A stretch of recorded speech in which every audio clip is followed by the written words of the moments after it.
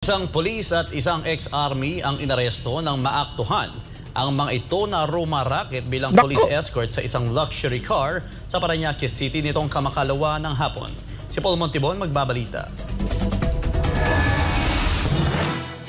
Oh yes, of course, meron itong monetary consideration for them. That's why ito nga po is they're doing this kasi nagmo-moonlight sila.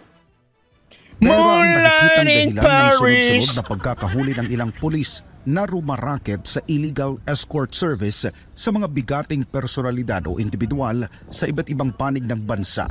Nito lamang nakarang araw, hindi nakaligtas sa galit ni Highway Patrol Group Chief Police Brigadier General J. Kumigad ang isang pulis at isang dating sundalo nang maaktuhan silang nag-escort sa hindi pa pinapangalan ng individual. Naaresto ang dalawa habang nagbibigay ng motorcycle escort sa isang itim na Toyota Alphard minivan sa kanto ng Jokno Avenue at Asiana City, Parañaque City, kamakalawa ng hapon, May 27, 2024. They were escorting a vehicle who happens to speed away. So nakuha sila ng ating team from RHPU NCR. They are now facing charges for usurpation. May chismis ako dyan. Antayin niyo yung chismis ko, ha? Authority and admin charges both from the PNP, and we still have to coordinate what admin charges the AFP will file against this AFP personnel. Ayon sa inisyal na investigasyon, nagawa pang magpalusot ng dalawang unipormadong individual at sinabing sabay lang silang uuwi ng kani-kanilang bahay. Pero ang kwentong ito ng dalawa, hindi naman pinaniwalaan ng mga operatiba. Nabatid rin na isa sa mga motorsiklong gamit ng pulis ay nakarehistro sa provincial government ng Cavite. Hindi po official HP motorcycle yung ginamit, but one is, I think, registered under the provincial government of Cavite, and the other one is a private motorcycle. Private motorcycle was used with the alleged AFP personnel. He deliberately used another uniform. Ito po yung nakikita nyo nagbabiral using the blue pipe and a black riding jacket. It's not an official uniform of the HPG. Para sa hepe ng pambansang pulisya, hindi niya ito katanggap-tanggap at kailangan itong imbestigahan agad. Alam mo kasi dati ang kaya nangyayari kasi we only look at the people. Walang command responsibility. Now we put command responsibility. Hindi lang po yung tao. Kasi hindi na mangyayari kung walang alam yung commander kung sino may pananagutan. Gusto namin may pananagutan. Kaya nga po yung nangyari dun sa SAF, you can see, pati yung battalion commander are being investigated. And makikita niyo po talagang... Yan ang tama. Tama ako dun, ha? Naniniwala ako. Kasi importante yan, eh. Alam ko kung saan yan. Gusto nyo ng chismis? Chismis lang naman to.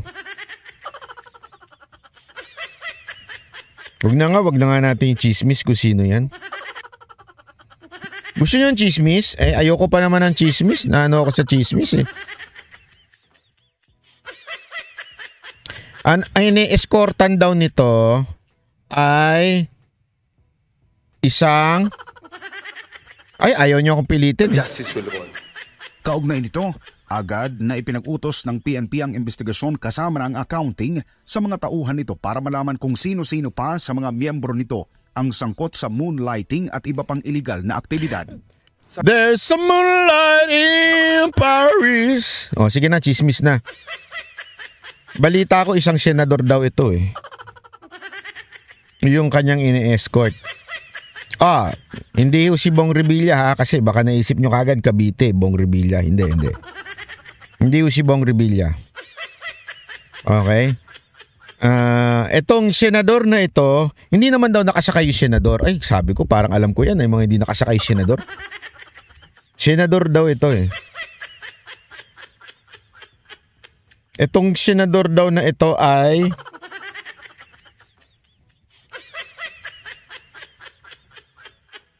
prominente ngayon ito, eh.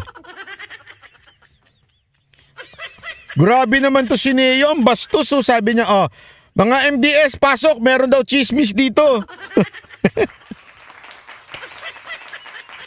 Gusto ko yung hirit mo, brad, ha? Gusto ko yung hirit mo.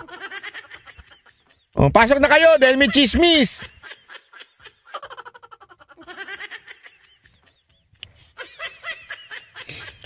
Di umano isang senador daw, na